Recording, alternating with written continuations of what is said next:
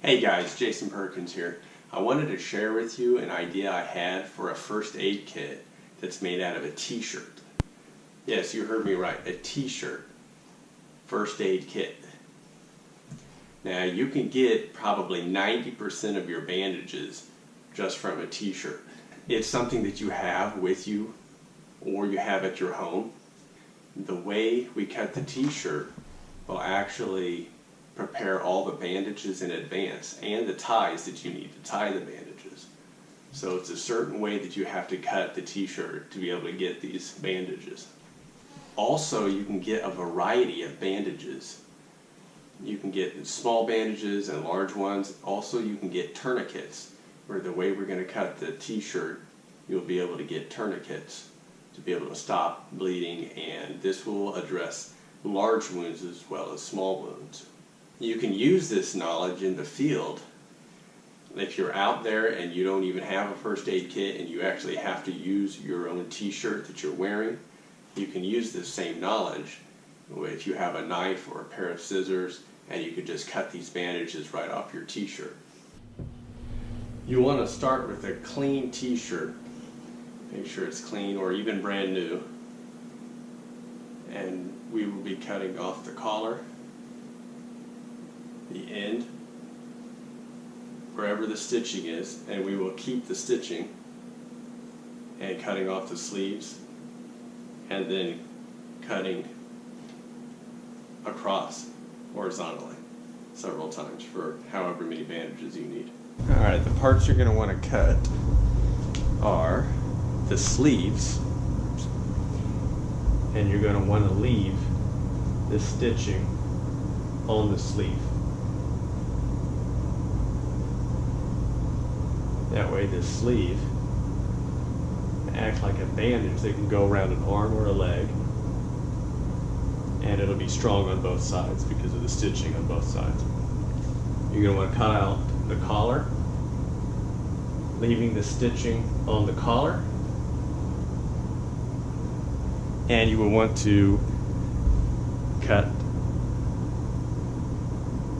the very end, the very bottom of the shirt, leaving of course the stitching again so it's stronger, and you can use that as a tourniquet.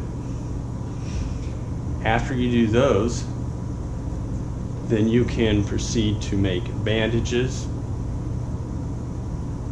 This will be one continuous loop, all one piece, and then you can cut across here again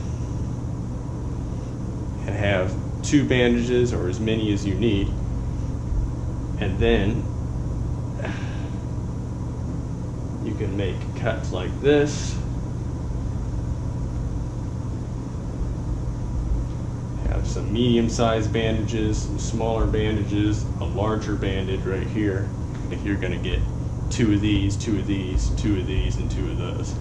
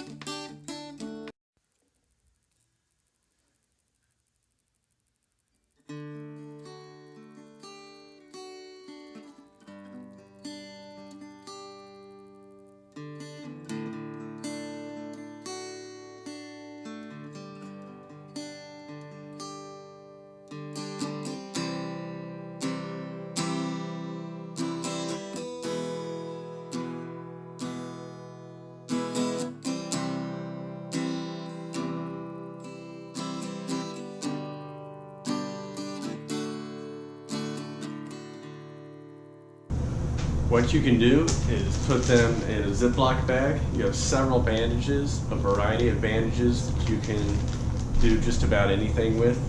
If you need to have some smaller bandages for like minor cuts, throw some band-aids in there for paper cuts and splinters, whatever. And it's always good to have some alcohol swabs so that you can clean the wound. And you can throw some medical tape in there if you want, but you really don't need to because of everything else that you already have, because the way the t-shirts are cut, you get a variety of bandages. So do that, put it in a Ziploc bag where it's clean. Make sure it's not open unless you absolutely have to have it. That way no bacteria gets in. It'll be nice and clean and waterproof for you in a bag. And that's it. The t-shirt first aid kit. Alright guys, that's the video. I hope you enjoyed it. If you like it, hit the thumbs up button and like it, and please subscribe to my series. More art and outdoor stuff.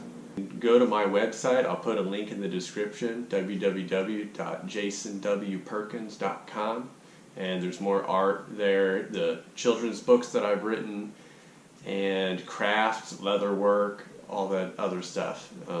Pretty much all the arts and crafts and things that I've done so far. So go check it out and check out my other videos, and have a good day. God bless.